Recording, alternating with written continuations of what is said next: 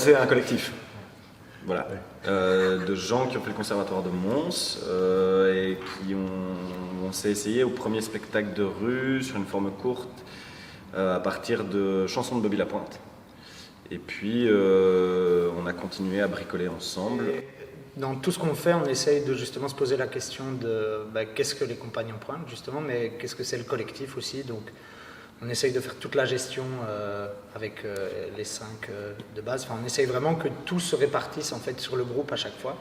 Et que quand on va au plateau, on se répartisse les tâches de manière distincte. C'est-à-dire on fait vraiment tout ensemble, donc on écrit, on met en scène, on gère l'administratif, on fait la diffusion, et vraiment l'idée collective est très importante sur chaque point, chaque activité de la compagnie. Oui. Mais donc le spectacle, c'est une cérémonie d'enterrement, une cérémonie funéraire pour le départ d'Antoine. Et cette cérémonie se passe dans un contexte particulier parce que les funérailles sont des funérailles anaires, qui sont des funérailles low cost, avec une esthétique de compagnie aérienne. Voilà, je ne trouvais pas le mot. Et cette cérémonie va se passer pas nécessairement comme c'était prévu.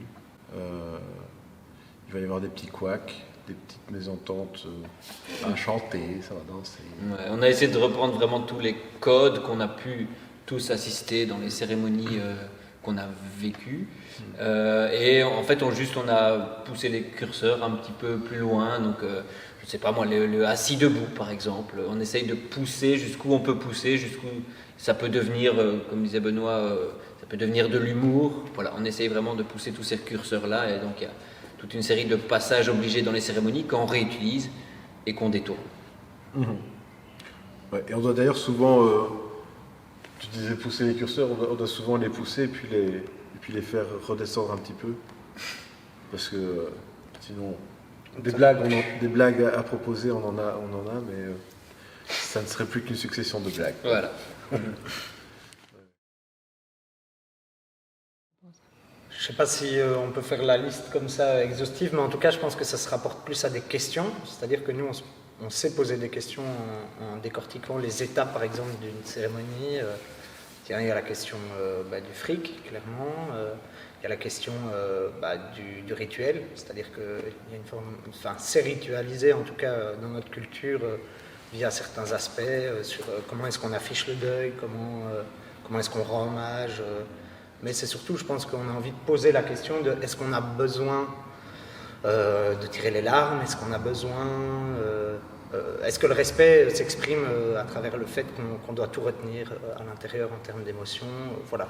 C'est plus des questions que des jugements, je pense. Oui, tout à fait. Et c'est vraiment, on questionne le cérémonial, dont on a l'habitude ici, nous, en Europe, mais c'est pas du tout le rapport à la mort. En fait, on ne parle pas tellement du rapport à la mort, on parle du rapport du cérémonial à ce moment-là, surtout. Et c'est ça qu'on remet en question.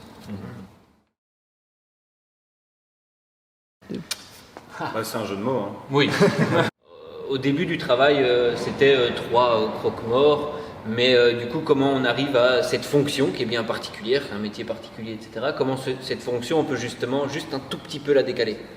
Et en fait, on se remarque, comme on faisait le parallèle aussi entre la cérémonie et un acte théâtral, donc une pièce de théâtre, là il y avait aussi, on a trouvé des similitudes vraies sur partir en paix, partir plus loin, partir moins cher, etc. On a vraiment trouvé des liens entre l'image aéronautique et l'image funéraire, et tout d'un coup, on aime quand ça se frotte un petit peu et on ne sait plus si vraiment est-ce qu'on est dans un avion ou est-ce qu'on est toujours dans un rite funéraire ou pas. Et ça, ce frottement était intéressant, et donc voilà, on a poussé ce curseur-là pour aller au bout de cette chose-là. C'était aussi, tiens, retournons à la rue et qu'est-ce qu'on a envie. en fait. Donne-nous tous les 5, tous les 6, qu'est-ce qu'on a profondément envie si on retourne vers un spectacle de rue. Eh bien, tout de suite est arrivée l'idée de déambulatoire avant le spectacle, de participation du public. Donc là, on a cherché aussi toutes les sortes de participation, à quel point on pouvait vraiment engager le public avec nous, etc. Donc je veux dire, même même avant de savoir que c'était Funérailles, etc., on savait déjà que ces objectifs-là, on voulait se les poser. Oui. C'est la question qu'on se pose tous les jours, pour l'instant. C'est pour ça aussi qu'on est parti sur l'idée de faire des répétitions publiques. Donc vraiment dans le but en dehors des parties que nous, on peut travailler entre nous, mais la dimension publique, sans le public, c'est impossible à travailler, à explorer.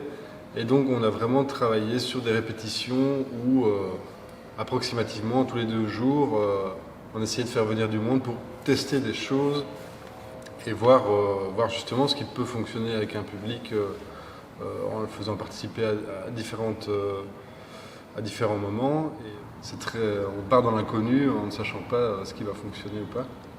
On restera justement aussi dans l'inconnu, même une fois que ça commence à se jouer, même devant plus de monde. Bon, de toute façon, même une fois qu'on commencera à avoir du monde, l'inconnu ne fera qu'un petit peu évoluer à la fois, parce que faire bouger 100 personnes ou faire bouger 10 personnes, c'est vraiment pas le même timing, c'est pas les mêmes moyens de communication. Enfin voilà, il y a tout ça qui va rentrer en compte au fur et à mesure qu'on va commencer à le jouer réellement.